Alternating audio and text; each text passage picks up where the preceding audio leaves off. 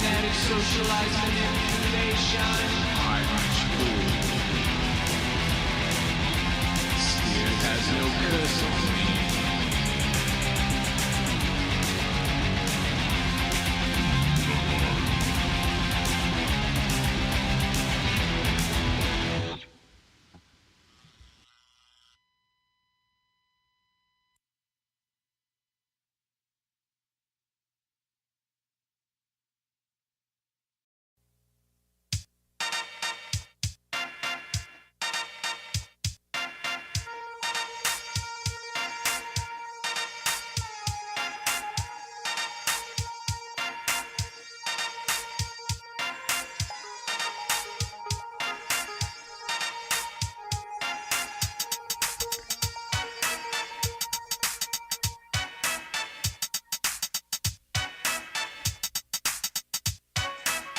Then I get there and everyone's just acting like nothing. I curb my urge to confront with the truth. We all know each other and at the same time we're strangers. We go inside and sit down. The air is so stale that the intense boredom urges me to escape. I fight against my better judgment and sit there for 2 more hours in awkward silence. Everyone is afraid to be themselves around me. And hollow small talk rings in the air like false twisted exaggerations.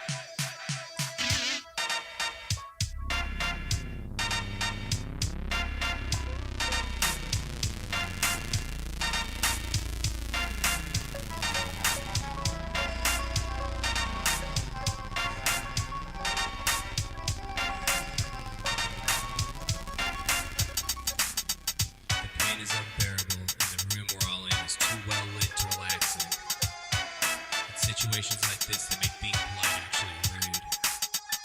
The chairs, the table, everything's inanimate. It becomes glaringly obvious that I do not belong here.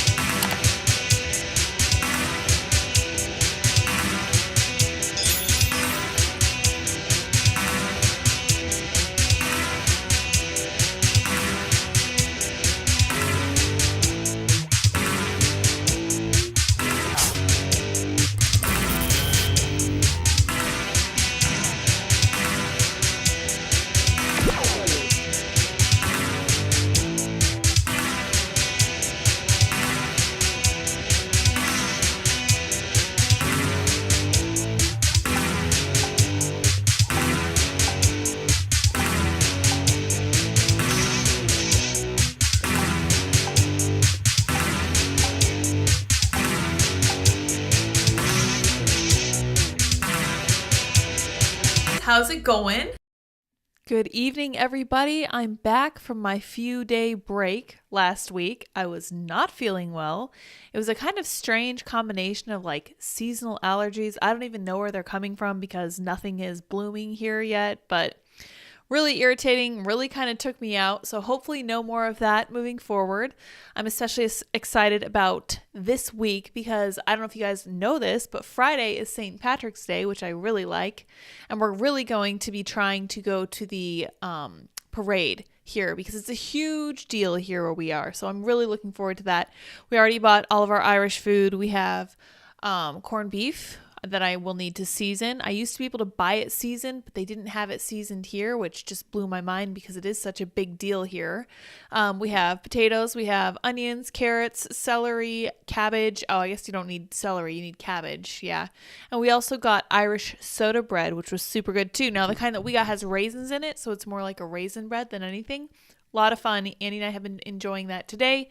We're going to kind of try to make it like a week-long celebration, and I am pumped. I always enjoy St. Patrick's Day. It kind of, for me, also marks the start of spring.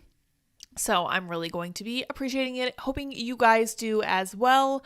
I am really excited tonight because after tonight's show, I'm going to be going over to Twitter and we're going to be hosting a Twitter space where we have a chat with Bethany Mandel, who recently wrote her book, Stolen Youth: How radicals are erasing innocence and indoctrinating a generation. So as you can see here, you can get it on Amazon. You can also order it directly from the Daily Wire. It's from Bethany Mandel and Carol Markowitz. And let's see here. I thought I had the Daily Wire thing pulled up. No, I guess not. This is what Bethany has to say about the effort to get it into libraries. One way to de-woke your library is to request non-woke books. People around the country are requesting Stolen Youth, and a number have copies on order already. One system has 6 copies ordered. That is awesome. And I think she's on to something there. I think that's a really good point, because it turns out that you can't just stand by and wait for them to stop being woke. You actually have to take action. So, oh yeah, I clicked away from the Daily Wire site because it didn't have the subtitle. So this is the Daily Wire site. This is where they're selling it. You can buy it with Google Pay or whatever you want to do. It is thoroughly endorsed by people like Abigail Schreier, Chris Rufo, and Matt Walsh, who wrote Johnny the Walrus. You guys may know Chris Rufo from all his efforts to fight wokeism over on the West Coast. Now he's working with Florida to make sure that they stay non-woke. Very cool stuff. Very excited to talk to her about this. And the Daily Wire touts this as a parent's guide to fighting back against this kind of stuff, which is perfect for me. As you guys know, me and Andy are planning our family. Really will need this moving forward, and I am excited to hear what these two lovely ladies say. I don't know if you guys recall, but we had both of them on Timcast IRL while I was producing over there, and they're both excellent guests and really just very nice, very genuine ladies, and I am really looking forward to our chat after today's show. Thank you so much, Greg, for your super chat. Glad you are feeling better, Lydia, but Andy should have subbed for you and had Trad King Story Hour. I tried to convince him to do that. He turned me down. He said no one would really be interested. I said he was crazy. People always enjoy hearing him on the live stream for sure. In fact, our first live stream that we did together was probably still one of the most fun ones we've ever had. Our earlier live streams where we would live stream together were super fun. I think we're going to have to do more of that in the future. We're also going to be working on getting guests on Trad Queen Story Hour. So we'll see where the wind blows. We'll see what happens. And we will just kind of expand whichever direction feels right. All right, so today we're going to be talking about a couple different things. I wanted to open with the scandal at Stanford University. There was a judge that went to speak there to their law school. He was shouted down by protesters, including one of their deans, which was really interesting. We'll unpack all that. We'll look at the Silicon Valley Bank. I know I don't have a very firm grasp of banking and that kind of thing, those kinds of regulations, but it seems relatively straightforward. I understand runs on banks, so we're going to walk through it, and I have a few different articles that'll help explain it for us too. We're also going to look at, I have a couple tweets pulled up too. Thomas Massie had something to say about it. We're going to look at Matt Taibbi torching Democrats for their comically inept attacks during the Twitter Files hearing. That was good too. Of Matt Taibbi of the Twitter Files fame. They were trying to get him to tell them who his sources were, which no journalist worth his salt is ever going to do. Excuse me. We're going to look at Rainn Wilson calling out anti-Christian bias in Hollywood. Very interesting.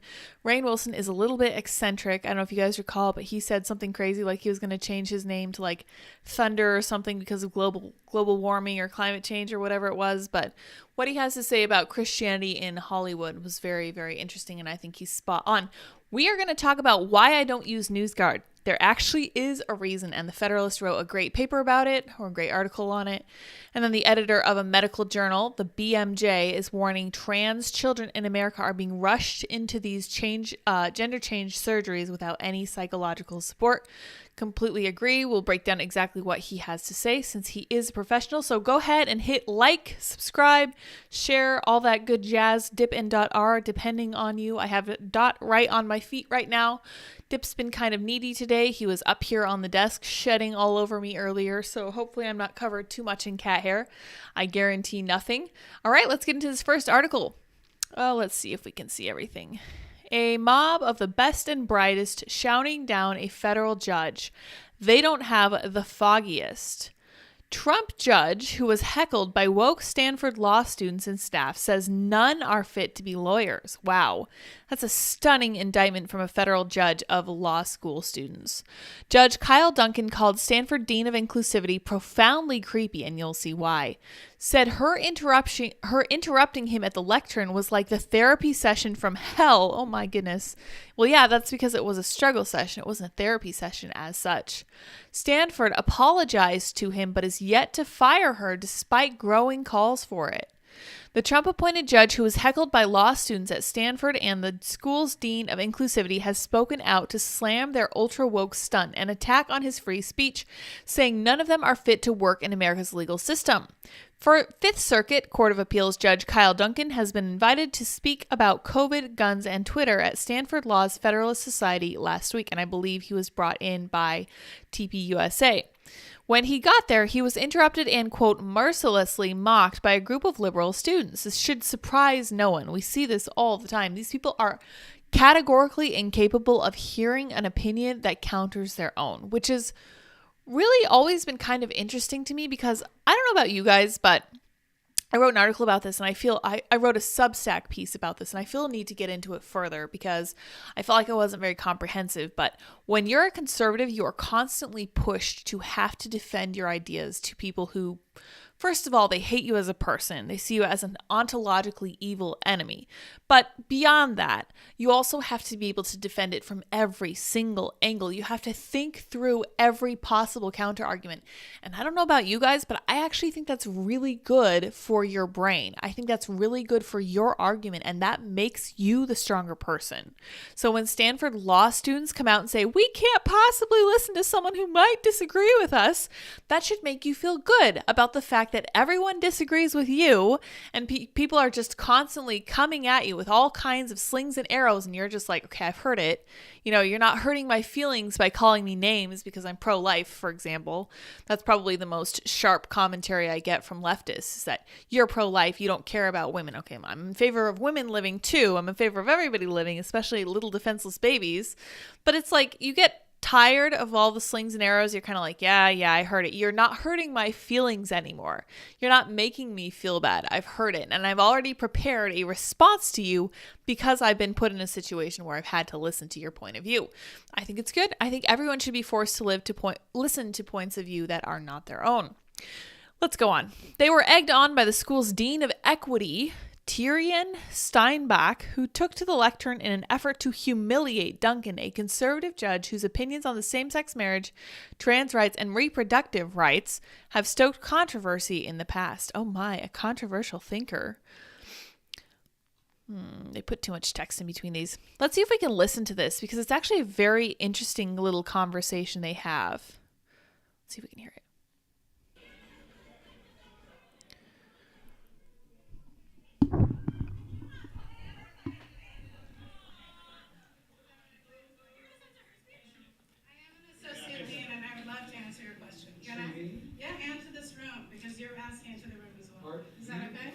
Associate Dean, what do you want to say? The room like is yours. She doesn't need your personality. Is that okay? Because you are This also is not your talking court. to the room. You asked for an administrator. She is an administrator. You just asked for an administrator here. You want a chamber or you want someone to... Okay, I don't think we're going to be able to hear much. It's a lot of shouting and overlapping because for whatever reason, leftists and especially higher ed leftists, I've been picking at the higher education system for a while now, and it's driving Andy nuts because he says it's fundamentally good. I say it's pretty much beyond salvation at this point, but I digress. She clearly self-identifies herself as an administrator. So we know going into it that she's proud of where she is. She's proud of what she's saying. She's proud to be siding with the students against this guest speaker. And this doesn't look like a fancy venue. It doesn't look like they rented out a huge freaking hall for this. It honestly just looks like a college classroom where he's able to speak for, 45 minutes or whatever. Stanford apologized for her behavior, but she has not been disciplined in any other way, and the school is now even advising the students who were impacted to seek support from her.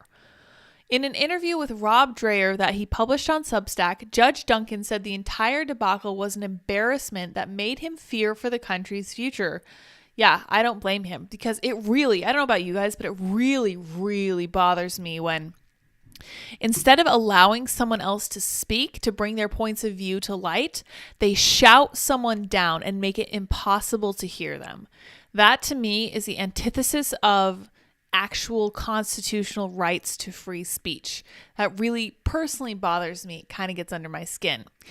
This is one of the best law schools in the world. The students are the cream of the crop, the future judges, senators, presidents, leaders of industry.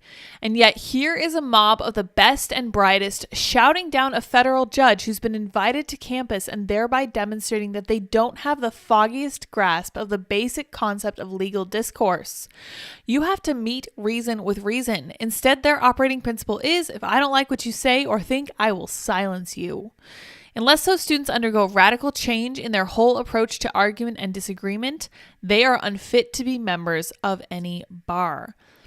And then here we have, not only has Stanford not fired the dean, it's now advising students to seek support from her. That's insane to me. He said he sympathized with other students who had gathered to hear him speak, but who missed out on the chance. The attack was intimately personal and frankly disgusting. If I talked to a dog the way those students talked to me, I'd feel ashamed. He added that this entire sorry episode was like the therapy session from hell. But again, I disagree with him. I certainly think this was a struggle session. They intended to bring him out and roast him to the best of their intellectual ability, which was terribly subpar, and to kind of prove to everybody that they are going to own him with facts and logic or whatever they think they're doing. He added that the entire sorry episode was likely like a therapy session from hell. Acting Associate Dean of Students Jeannie Miro said in an email that is now circulating on Twitter, there is much, I'm assuming. So she starts out strong with a typo. These are the people who are in the leading law school in the country and the world.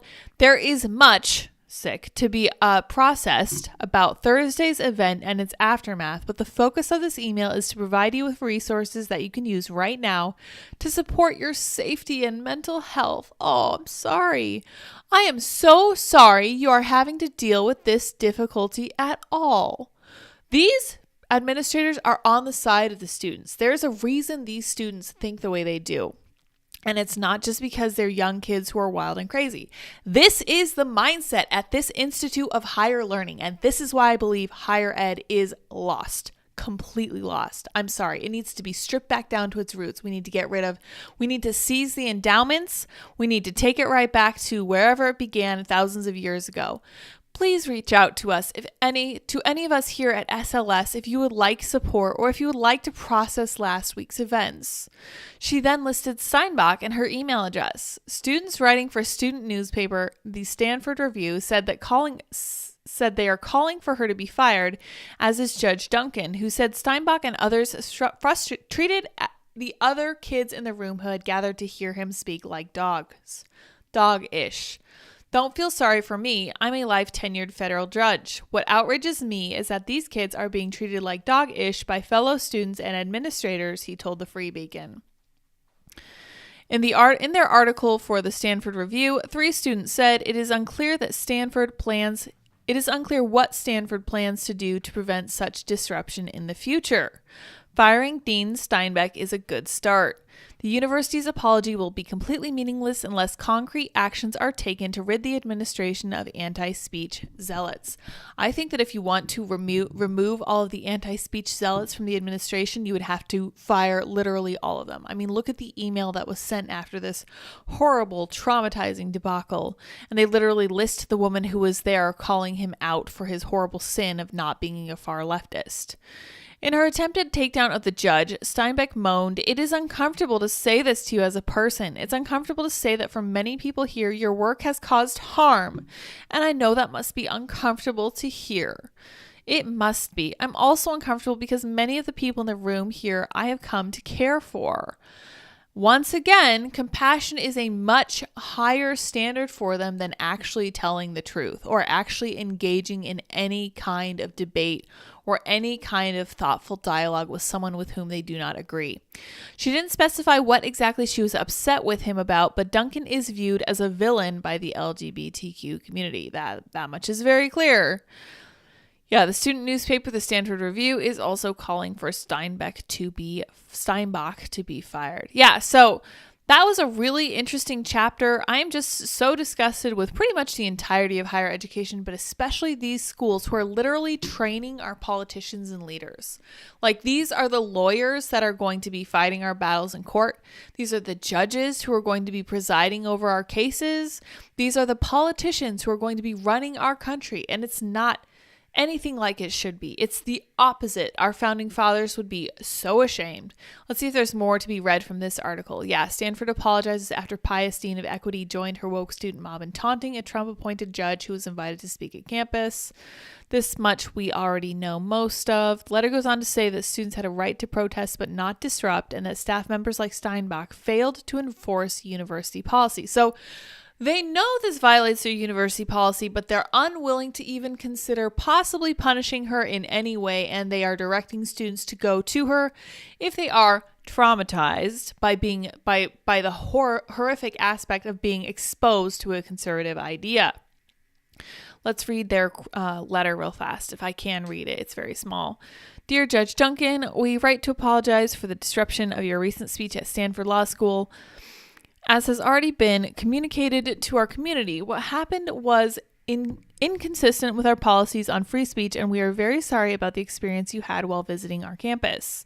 We're very clear that with our students that given our commitment to free expression, if there are speakers they disagree with, they are welcome to exercise their right to protest, but not to disrupt the proceedings. Our disruption policy states that students are not allowed to prevent the effective carrying out of a public event, whether by heckling or other forms of interruption. In addition, staff members who should have enforced the university policies failed to do so, and instead intervened in inappropriate ways that are not aligned with the university's commitment to free speech. We are taking steps to ensure that something like this does not happen again. Freedom of speech is a bedrock principle to the law school, the university with its democratic society, and we can and must do better to ensure that it continues even in polarized times. Well, they're correct about most of that, but it's very unlikely. It seems very unlikely, at least to me, that they're actually going to do anything to promote the idea of, quote, the bedrock of a free society, a free democratic society, and the importance of that in their institution, because they're not even considering doing anything to punish this teacher who was also involved in this ridiculous disruption of this poor judge's speech. I feel bad. All right, lectern, says Andy. Where's Adam? Adam is the lectern guy. He is a pal of ours. This is my lectern right behind me. It says House Speaker Leiterman, and I love it very much. Rubens for all. My little redheaded daughter turns 1 on St. Patrick's Day. That's fantastic. How fitting. T-Rod says, good afternoon from Colorado Springs. That is my hometown. I hope all is well there. Deborah says, how are you, Lydia? I'm feeling all right. We'll see how long we can make it today. And then once again at 7:30, me chatting with Bethany Mandel about her cool new book, Stolen Youth. Andy says, let's commit to shooting an episode on Saturday. Sure, we could do that. Yeah, it might not go for too long, but we always have a good time. Trad Prom Story King, says Andy. Yes, thank you. Fear Me It's Bree says, you guys could dress like Napoleon Dynamite, but you have to make the sleeves yourselves. It's a good idea. Andy links the article I wrote about how being a conservative is good for your brain, I assume. Sorenko says, yeah, I'm extremely blackpilled by my generation's utter lack of reason and morality. Well, I firmly believe that it will turn itself around because you can only go so long without reason or morality and still be successful. And I think that failing in such profound ways as we are right now is really going to wake people up to it. And it won't be a black pill, it'll be a white pill. People will wake up and they'll realize that there's something that they can do about it. And they will take some steps, I'm sure very faltering steps to try to make that happen. Fear Me It's Bree says, every time anyone mentions a dean, I picture the dean from Community. LOL, for sure. Deborah says, wow, great way to hear future speakers decline invites. Yeah. I don't think that anyone's going to want to speak at Stanford after this. Keenan Smith says, at St. Patrick's Parade in New Orleans is fun. They throw potatoes and cabbages. That sounds painful to get hit by a potato or a cabbage. Cannot recommend. Andy says, drain the swamp. Yes, for sure. Keenan adds, lawyer got shot down by the administrator who is not a neutral party, but part of the protesters. Stupid, because he's a lawyer, like law. Very important. I agree. Mip Pim says, I'm still voting for Trump unless Hillary runs, of course. Good times. I say, well, you sound like an agent of chaos. More power to you. I respect it. All right. And he says, I missed it. What was this Nazi saying in his class? Not sure which Nazi you were referring to because only one that I was listening to sounded fascist at all. Whole lot of nice words there. Oh, geez, I said the N-word, didn't I? Well, I don't mind reading it because, frankly, I think that even YouTube should be okay with the word that starts with an N. And a whole host of other words that start with N because we do, after all, have free speech. And I am constantly shocked by how close the U.S. seems to be getting to the UK, where they'll come knock on your door and arrest you for disparaging something like Pride Month on the internet. Crazy stuff. Really concerning. Don't like that at all. All right, let's talk about Silicon Valley Bank. Go woke, go broke. SVB hired board obsessed with diversity, invested $5 billion for, quote, healthier planet, and held month-long Pride celebration, but had no chief risk officer for 8 months last year. Hopefully Daily Mail will fill us in on what exactly a chief risk officer does. Otherwise, I will pull it up for you guys because I was very curious about that. Silicon Valley Bank had an A rating for its environmental, social, and governance policies, ESG, as it increased diversity and invested in sustainability startups. So I just have to stop and say, I need you guys to look at the Biden administration, and you can look at the effect of DEI on hiring processes. And now you can also look at Silicon Valley Bank and also look at how diversity, equity, and inclusion hiring policies worked out for them. Not well in either case. And it's just like the conservatives have been saying for years and years and years. You hire based on merit. You only hire based on merit. It's great if someone of a different ethnic background can get in because they're super exceptionally talented, but you don't lower the standards so that you can achieve a person of a different ethnic background solely for the color of their skin. That's ridiculous. It's shallow. It's weak. It weakens your company. It's weakening the Biden administration right now. We just saw Silicon Valley collapse because of it, and now everybody else is getting nervous in the banking industry. So let's read on. No chief risk officer. Well, they should have been thinking about the risks for sure. For 8 months last year, the bank did not have a chief risk operator. Chief risk operator or chief risk officer. Let me open this article and we'll see what that says. Silicon Valley has no head of risk assessment for 9 months before it collapsed, as woke boss for Europe, Middle East, and Africa was busy organizing a month-long pride campaign and a lesbian visibility day. Oh my gosh. This collapsed Silicon Valley Bank had no risk assessment head for 9 months. Why not? Why not? Were they not able to hire anyone diverse enough in that position? The bank's previous head left in April 2022. Her replacement, of course it was a her, wasn't named until January. While the bank's European risk officer is accused of being more focused on diversity efforts. Yeah, that really seems to be the case. Collapsed lender Silicon Valley Bank operated without a chief risk officer between April 2022 and January 2023, while the operation's United Kingdom-based head of risk stands accused of prioritizing pro-diversity initiatives over her actual role. This revelation comes after the firm became the largest bank to collapse since the 2008 financial crisis, disclosing a $1.8 billion loss in its finances. SVB's former head of risk, Laura Izureta, I'm not even going to try, who formerly performed a similar role for Capital One, left the bank in April 2022. She wasn't replaced until January 2023, when the bank hired Kim Olson, formerly of Japanese bank Sumitomo Mitsui.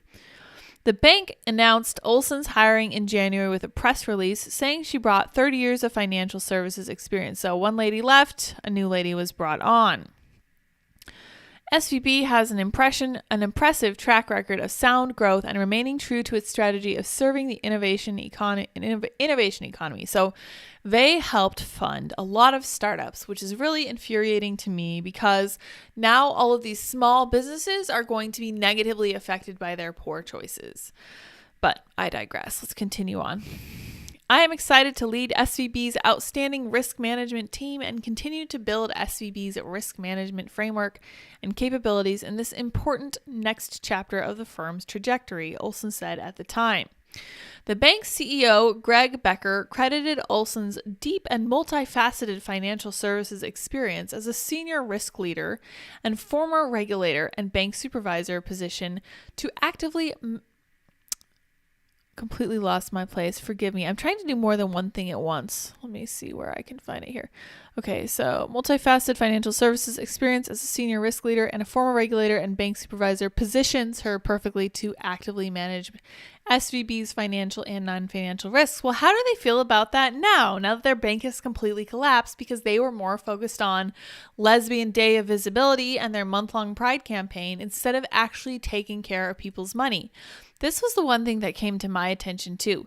This is their head of financial risk management and model risk in Silicon Valley. The phrase, "you can't be what you can't see," resonates with me. Here we go. Anytime someone says, as a fill-in-the-blank minority group, you know things are going to get bad. As a queer person of color and a first-generation immigrant from a working-class background, there were not many role models for me to see growing up. I feel privileged to co-chair the LGBTQ ERG and help spread awareness of lived queer experiences. This lady is literally just reading almost straight out of the Marxist handbook. The lived experiences, I'm co-chairing this, I've spread awareness, partnering with charitable organizations, and above all, create a sense of community for our LGBTQ plus employees and allies. So important. In 2021, we launched our first six employee resource groups. Those are ERGs. More than 1,150 SVB employees in the US and UK and other international regions participate in at least one ERG.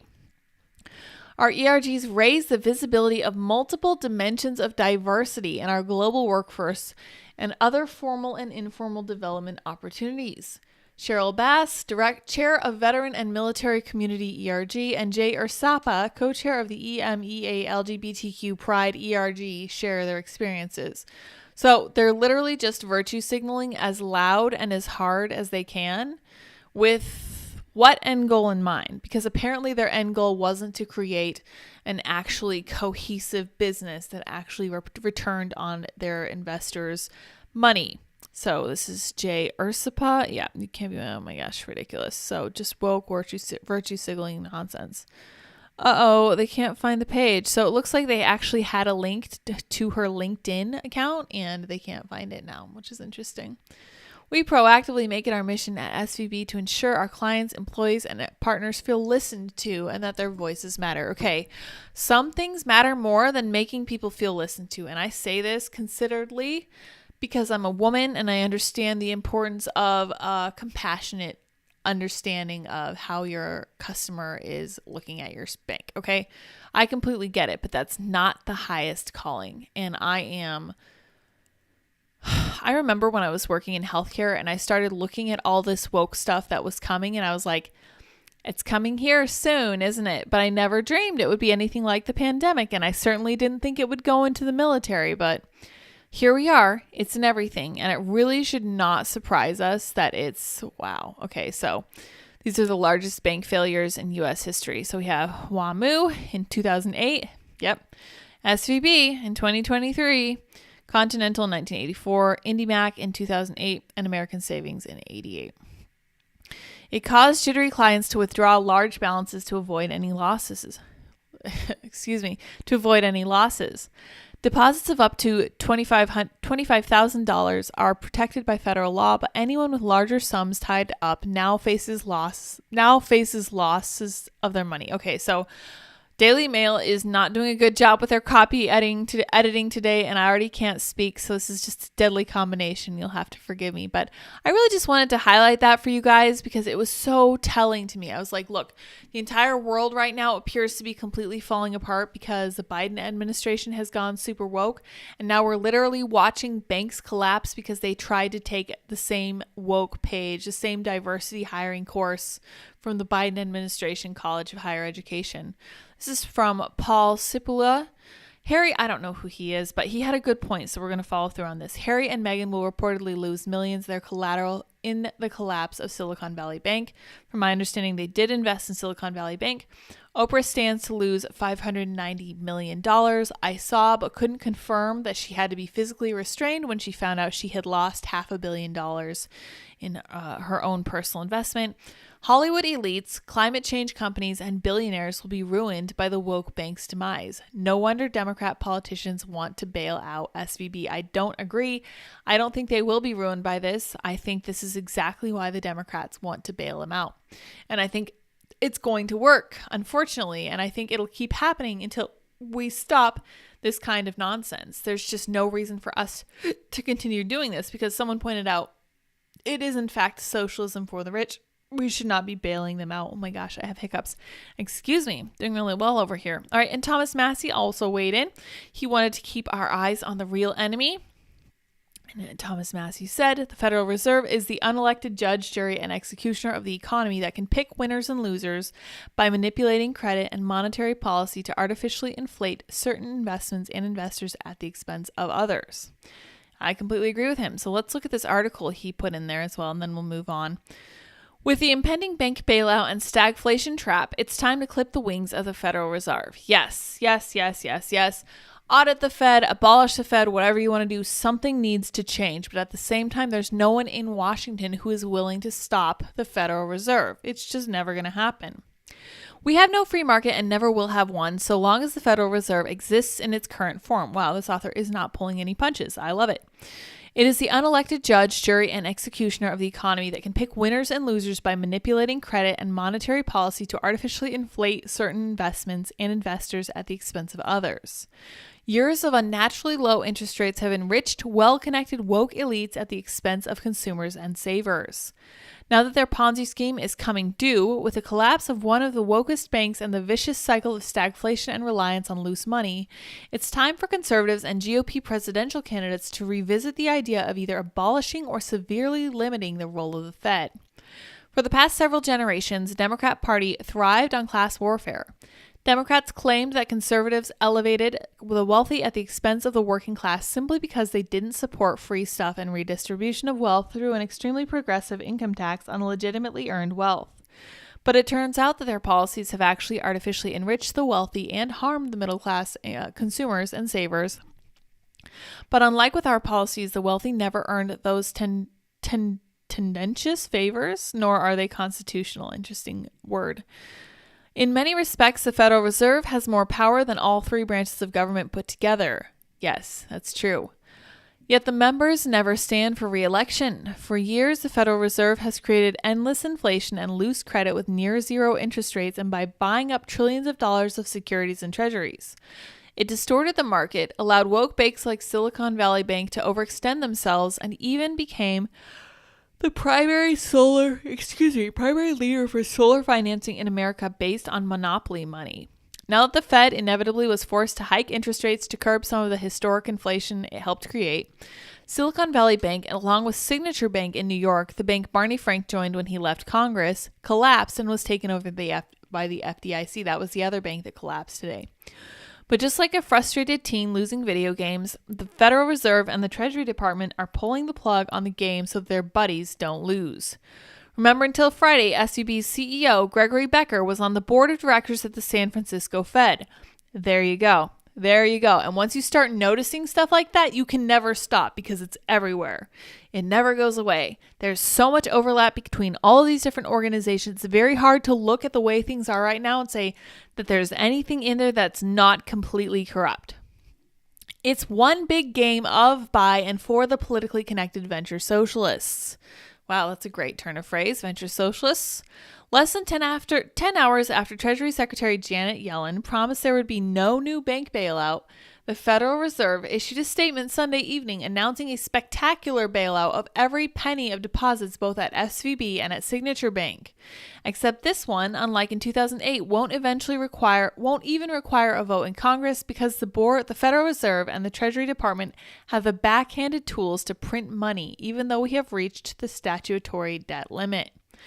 The financing will be available through the creation of a new bank term funding program, offering loans of up to 1 year in length to banks, savings associations, credit unions, and other eligible depository institutions pledging U.S. Treasuries, agency debt, and mortgage-backed securities and other qualifying assets as collateral, wrote the Fed.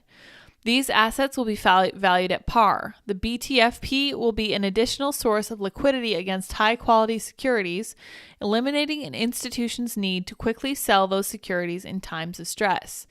In other words, and I'm glad he's giving us a summary because a lot of this stuff kind of just goes over my head, they are back to printing money. The Fed has already grown its balance sheet by $4.7 trillion during the frenetic COVID money pumping scheme, in addition to Congress's $5.5 trillion fiscal stimulus, and has only offloaded roughly $600 billion over the past year. What is this? Okay, so these are the total assets of the Federal Reserve. In 2013, it's way down here below 3 million. Okay, there we go. Goes up to just over 4 million, down to just below, then up, and away. This was after many preceding years of ultra-loose monetary policy. Finally, as inflation reached record highs last year, the Fed began to ease up on those policies. Not anymore. The Fed is promising to buy the assets at par, not at market value, which will have the effect of loosening bank credit beyond belief. Interesting. Additionally, along with the Treasury Department, the Fed will make $25 billion available as a backstop to this quantitative easing scam. The debt limit is a complete mockery because evidently the Treasury Department can come up with vast sums of money on the fly, and this is likely the tip of the iceberg. Once the initial shock of this policy sets in, the debate will merely be over by how many hundreds of billions are offered to stem the panic from other banks. The immediate effect of this bailout will be to halt all interest rate hikes. As of this morning, the yield on the 2-year Treasury note was down more than 80 basis points since last week in anticipation of the return to loose credit. So the government will crush consumers with record inflation to bail out the well-connected woke, ESG-supporting elite who took advantage of the unnatural and manipulated easy credit. John Edwards was indeed correct that there are two Americas, except it's not because of a lack of government involvement. It's because of too much big government, and particularly an unelected fourth branch of government that should be abolished. If it's impractical to immediately abolish the Federal Reserve, we should at minimum remove its power to serve as both the arsonist and the firefighter. That's a great point. You cannot hire an arsonist as a firefighter because you will never have an end of fires for them to fight. Congress must repeal the Humphrey-Hawkins bill from 1978, which empowered the Fed with a dual mandate to achieve maximum sustainability employment and keep prices stable. This sounds like a pretty much impossible economic feat, but again, I'm not familiar enough with the economy to tell you whether that is, okay, go away, Blaze, whether that's actually good analysis. This would take the game out of the Fed. If it has no ability to create stimulus and provide monetary morphine, Wall Street can't anticipate it and build an artificial economy based on its nourishment. This is a wonderful author. This is Daniel Horowitz for The Blaze, and I'm really going to recommend you guys check out in the description. This will be the link. This is under Thomas Massie comments on it, and this is a great article. It's just a little long for us to read the whole thing here, so I am, as always, a little bit confused by all of this bank stuff, but it does not look good. And I do understand that the panic of one bank collapsing can lead to runs on other banks, which can lead to them collapsing because, as we all know, all of our money is functionally based on nothing but hopes and dreams and thin air. Because it's no longer based on a gold standard. It's not even based on a silver standard. It's based on nothing except literally what we hope to achieve with that money, which is really not a good place to be, honestly. Anyway, Andy says when you shift out the risk to the government, to us, they'll obviously feel free to tolerate higher risk than they should, of course.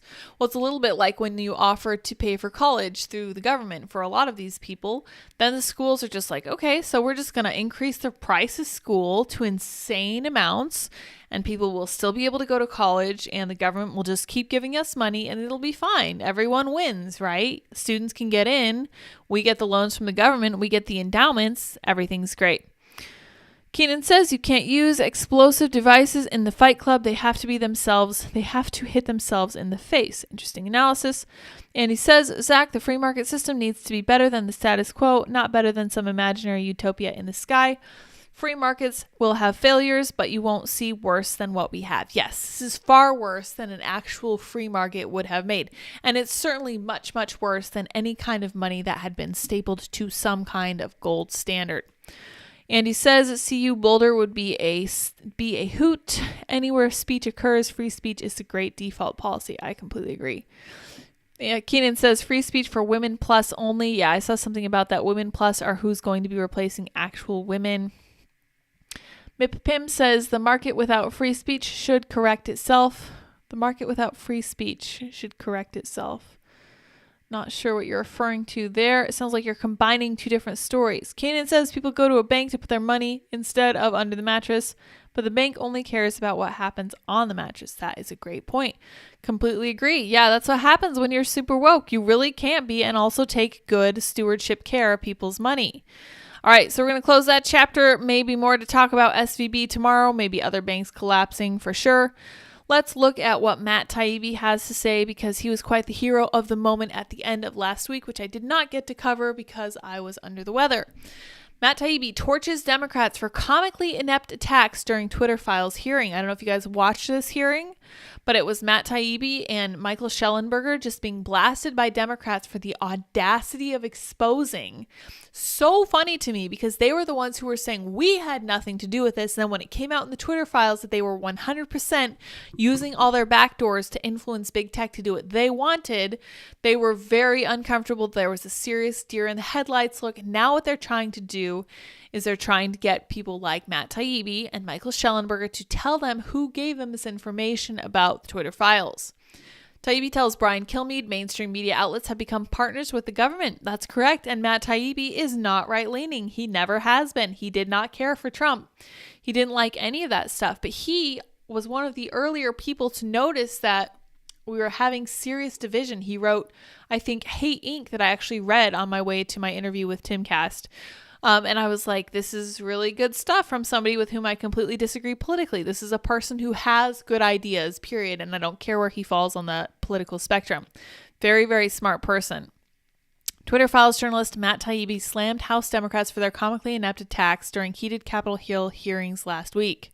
Taibbi joined the Brian Kilmeade Show on Monday to discuss his testimony before the House Judiciary Committee, where he addressed key revelations from the Twitter Files, including allegations of government censorship. I expected them to attack us, but they were really comically inept attacks and cut off any attempt to engage in any kind of conversation about the material and really just tried to get us to admit that Russian interference happened, Taibbi told Kilmeade. They tried to talk about my sourcing, which was very strange, and they called us a direct threat to people who oppose them, which is the kind of thing they complained about with when Donald Trump was president. He continued, if he had said that to a journalist, can you imagine what the reaction would have been? That's a great point too. Thanks, Matt. Some Democrats were accused of heckling Taibbi to reveal his sources, including Representative Sylvia Garcia, Democrat from Texas, and Ranking Member Stacey Plaskett, Democrat of the Virgin Islands. Taibbi and fellow journalist Michael Schellenberger were labeled so-called journalists at one point by Plaskett, while Rep. Debbie Wasserman Schultz, I'll get it eventually, accused Taibbi of profiting off the Twitter Files reporting. Taibbi rejected the claim. Taibbi said the government worked with a series of friendly media outlets and other organizations to monitor online information ranging from the Hunter Biden laptop story to the efficacy of the COVID vaccine. Taibbi suggested the government would expect the news organizations to comply, or they could expect bad press as a result. The media, which should be a check on the system, instead of investigating any of these groups, they partnered with them, he said. So if all else failed, if the government failed to get somebody removed, if an NGO failed to get somebody removed, the next step would be that they would go to a friendly reporter at the Times, the Post, the Financial Times, or any of the other dozen publications who in turn would call a company like Twitter and say, why haven't you removed these 15 accounts? And can you tell us by the end of the day if you're going to do that or not? That's right. I don't know if you guys are familiar with journalistic pressure, but one of the things they'll do is they'll call up somebody and say, why haven't you done X? Can you give us a comment on this? Are you going to do X? And if not, why not? And then people feel very uncomfortable. They're like, no, we weren't actually planning to remove them. We don't think it's a big deal.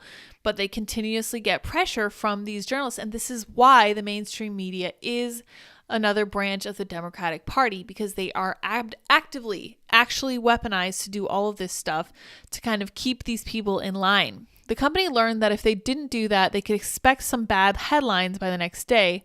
So that was they became part of this system, essentially, which is a total breakdown of the role of the press, what the role of the press should be.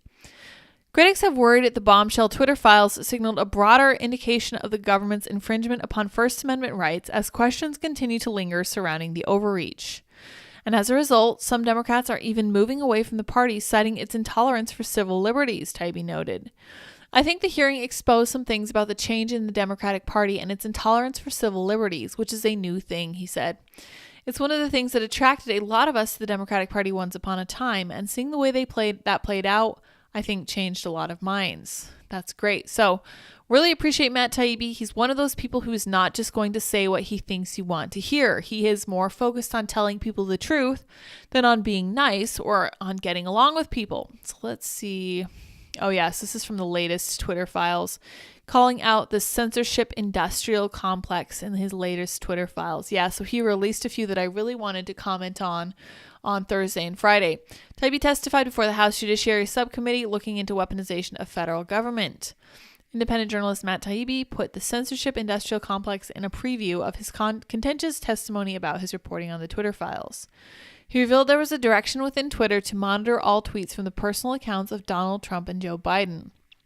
When #Twitter Files reporters were given access to Twitter internal documents last year, we first focused on the company, which at the time acted like a power above government.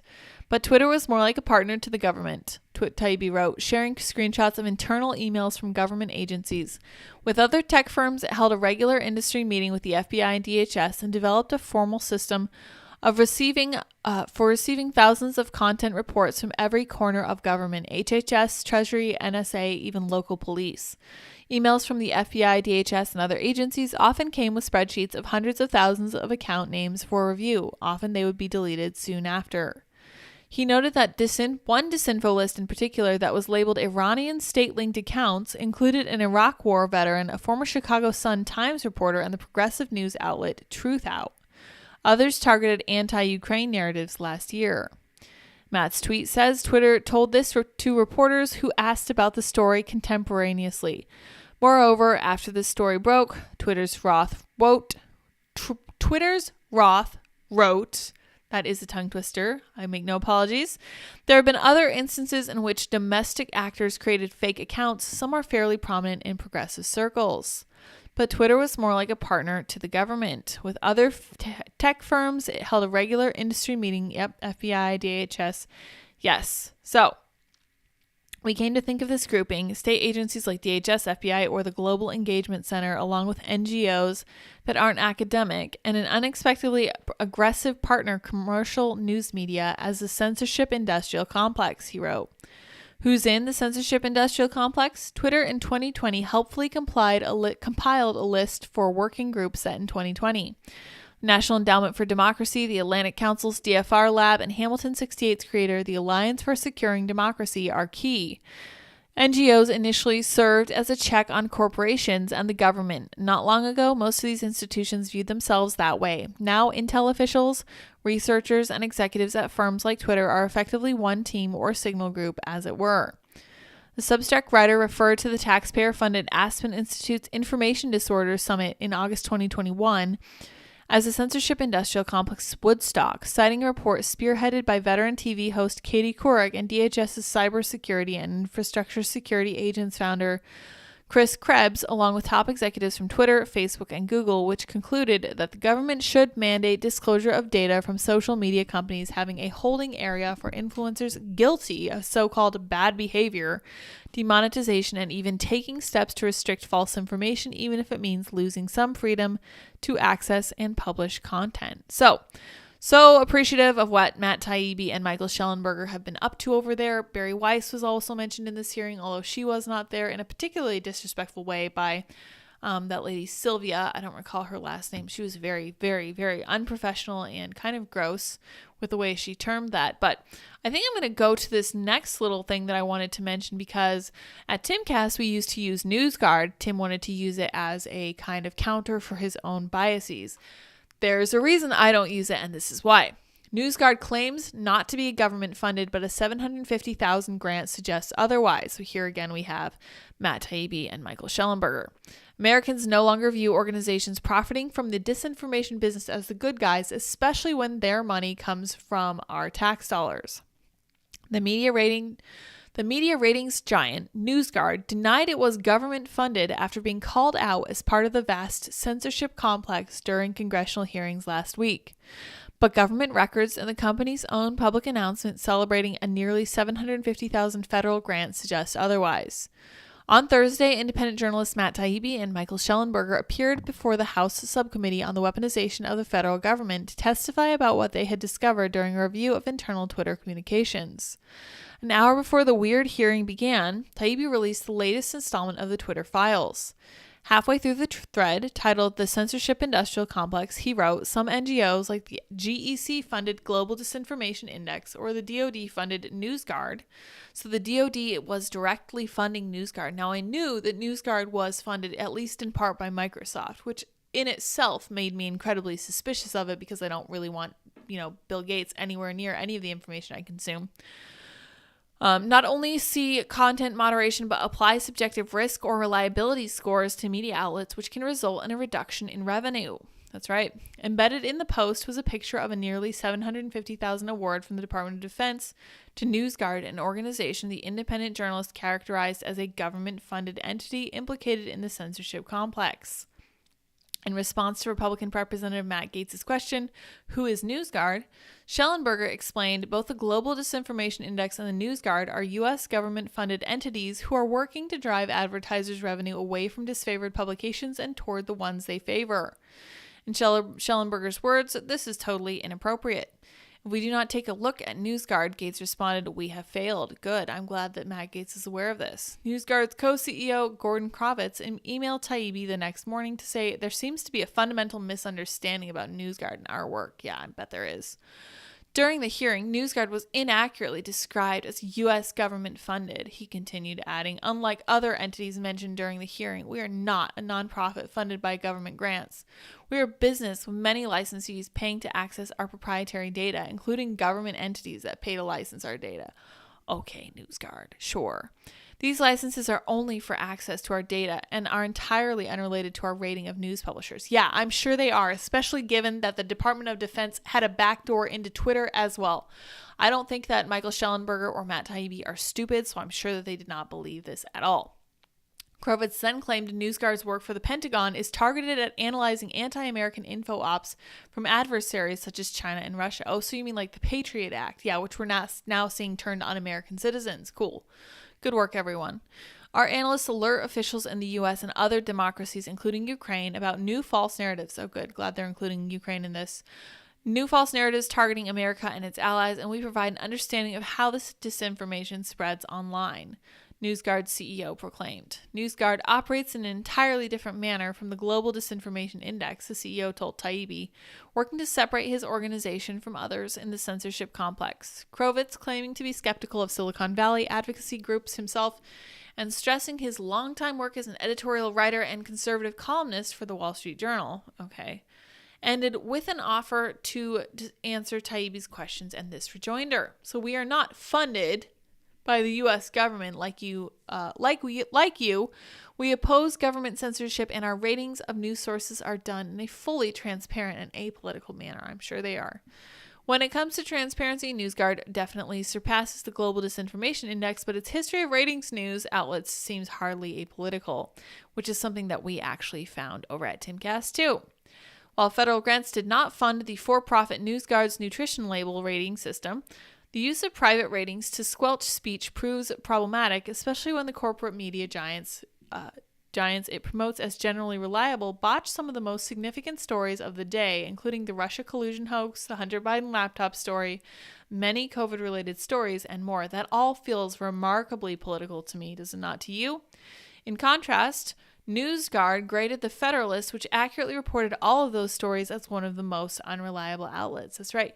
I'm going to encourage you guys to read the rest of that because my voice is fully failing and I feel like I'm not actually going to be able to get to my last two articles either. But as I mentioned earlier, Rainn Wilson was calling out the anti-Christian bias in Hollywood because of something seen in The Last of Us. He said he saw a Christian pastor and he knew right away that he was a villain, and it turned out that he really was one of the most horrifying villains in the whole show.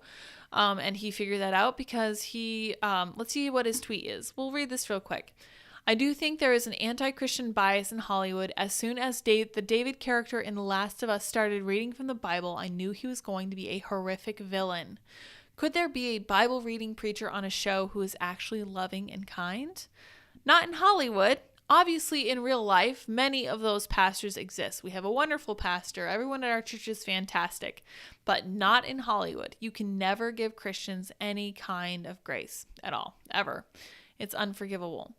Last of Us show is a post-apocalyptic show based on a video game of the same name, featuring a group of cannibals led by what appeared to be a Christian preacher. Yeah, there you go. He's the leader. The group justified their actions by quoting Bible verses, and in a later scene featured the preacher attempting to sexually assault the protagonist, Ellie, a young girl. Nice.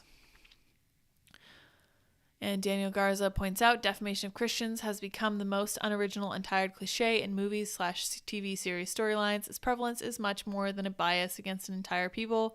It's meant to undermine faith and position the secular-minded as the only ones with altruistic intentions. That's entirely correct. That's how you undermine an entire civilization, is by cutting out the serious, most significant pillars of that culture. And then finally, just to wrap, editor of prestigious medical journal, the BMJ, warns trans children in the U.S. are being rushed into sex change surgery without psychological support, which we already knew. We knew this, to be fair. We fully understood this, and this is the amount of gender dysphoria diagnoses by year. From 2017 to 2021, it's increased by 122%. So it's almost like there's a serious concerted effort to try to voice this on to children. All right, my throat is very sore. I'm going to try to conserve it a little bit so I can actually have this conversation with Bethany Mandel at 7:30. Make sure you join us on Twitter for that Spaces. That's going to be a lot of fun. Thank you all very much for joining me in the chat. I appreciate you all over there for sure. Thank you all for bearing with me as I wasn't feeling well. We're going to have a great week ahead of us. Enjoy Irish Week. Go out and do Irish things. Don't drink because we're not drinking anymore. Alcohol is terrible for you. It's really, really bad for pretty much every single part of your body, but especially your brain, heart, liver, soul, all of that stuff. So, all right, you guys, I will see you all in half an hour over on Twitter. If I don't see you there, I will see you on Tuesday. That is tomorrow. Same time, same place. Until next time. Bye, guys.